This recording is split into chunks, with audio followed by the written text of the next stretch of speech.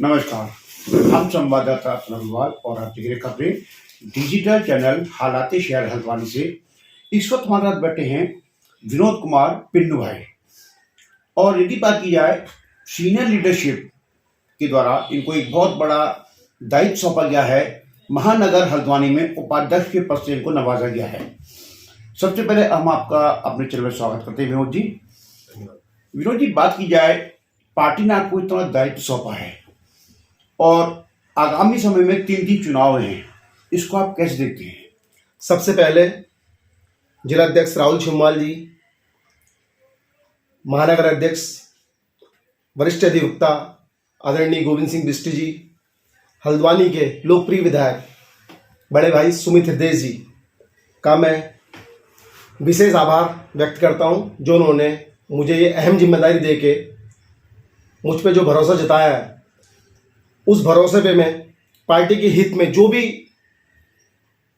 कार्य हो वो करने की पूरी कोशिश करूंगा और आगामी चुनाव में इसका परिणाम फलस्वरूप उनको दूंगा। वही बात की जाए, देखा जा रहा है विगत पिछले कई वर्षों से आप कांग्रेस पार्टी के लिए एक स्तंभ की तरह खड़े हैं और लगातार पार्टी के जो नीतियां हैं उनका घर घर तक पहुंचाते हैं, पार्टी के लिए लगातार दिन रात लगे रहते हैं। तो जो चुनाव हो रहे हैं, जैसे लोकसभा चुनाव है, फिर नगर निकाय है, फिर पंचायत चुनाव है, तो इसमें आप क्या कहना चाहेंगे? पार्टी को आगे लाने के लिए कैसे कार्य करेंगे? सबसे पहले मैं जो भी हमारी अभी कार्यकारिणी बनी है उन सबसे मिलूंगा, घर घर जाके उनके नंबर एक दूसरे से आदान प्रदान करूंगा और उनसे बात करूंगा कि पार्टी को लाइन में लाने के लिए, पार्टी को आगे करने के लिए हमें क्या करना चाहिए। एक मीटिंगें होगी, छोटी छोटी मीटिंगें होगी और हमारी जो नीतियां है वो पब्लिक के पास घर घर जाके, डोर टू डोर जाके पहुंचाई जाए कि हम क्या करने वाले हैं आगे में चुनाव में। ये जब पब्लिक के पास हम पहुंचाएंगे तो आशा करते हैं कि हमें इसका प्रतिफल जरूर मिलेगा। वही देखा जाए तो आज जो वर्तमान सरकार है, अगर कहा जाए तो एक तानाशाही रवैया अपनाया हुआ है। यदि विपक्ष वाले या कोई भी ऐसे मुद्दे होते हैं, जैसे कल खनन वालों के द्वारा अपनी बात रखी गई या और भी कुछ धरने प्रश्न होते हैं, उनपे तानाशाही रवैया अपनाते हुए ऐसे धरनों को चलने का प्रयास किया जाता है। ये एक तरीके से लोकतंत्र की हत्या है। आम आदमी को अपनी बात रखने की जो पहले आज़ादी थी वो अब एक तरीके से ख़त्म हो चुकी है। आम आदमी अपनी बात, सही बात कहने में डर रहा है। अगर कुछ वो कहता है पार्टी के खिलाफ, जो सत्ता में पार्टी होती है उसके खिलाफ ही बयान होते हैं।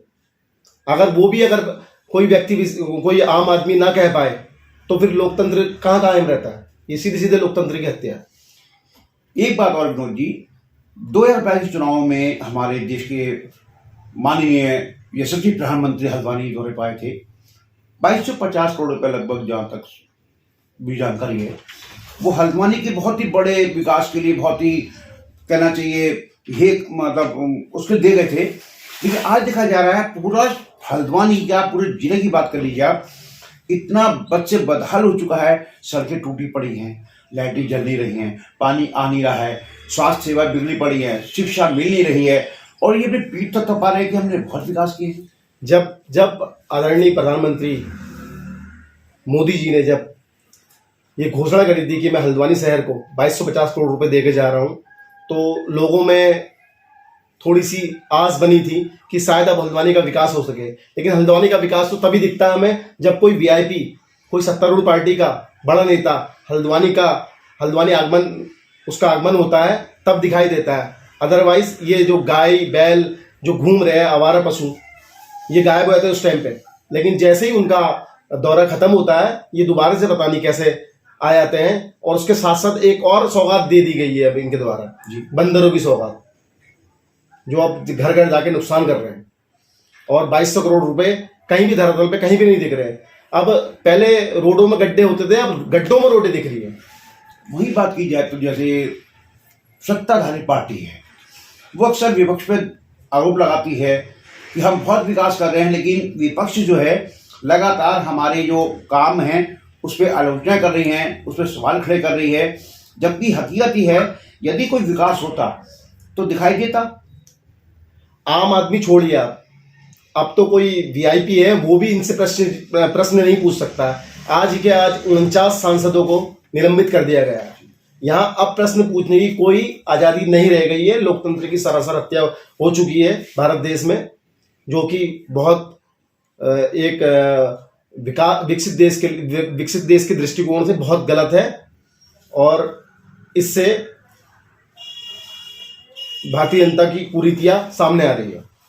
वही बात की जाए, एक बहुत बड़ा प्रश्न है कि जो वर्तमान सरकार है वो कहती है बेटी बचाओ बेटी पढ़ाओ नारी सम्मान करो। अभी कुछ दिन पहले एमबीपीजी कॉलेज में एक महिलाओं के लिए बहुत भव्य कार्यक्रम हुआ था, ईजा बेड़ी।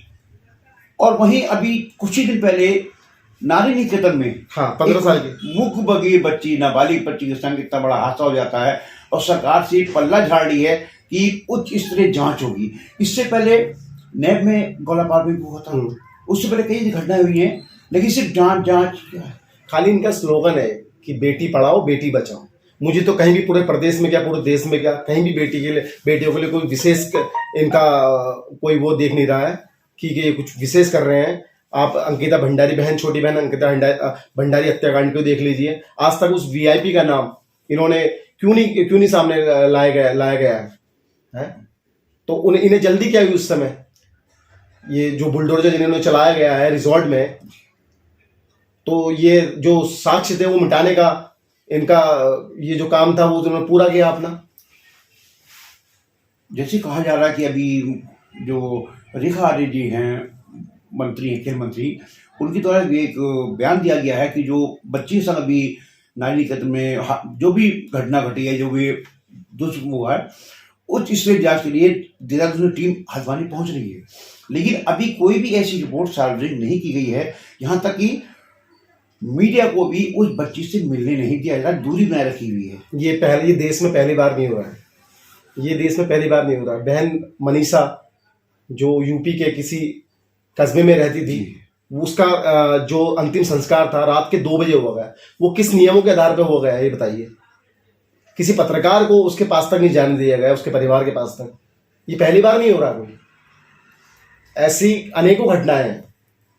तो जैसे मान के चलो देश के अच्छे हालात हैं, प्रदेश के हालात हैं, और भाजपा कह रही है हम 400 450 सीट लाएंगे, तो जनता क्या मन बना चुकी है?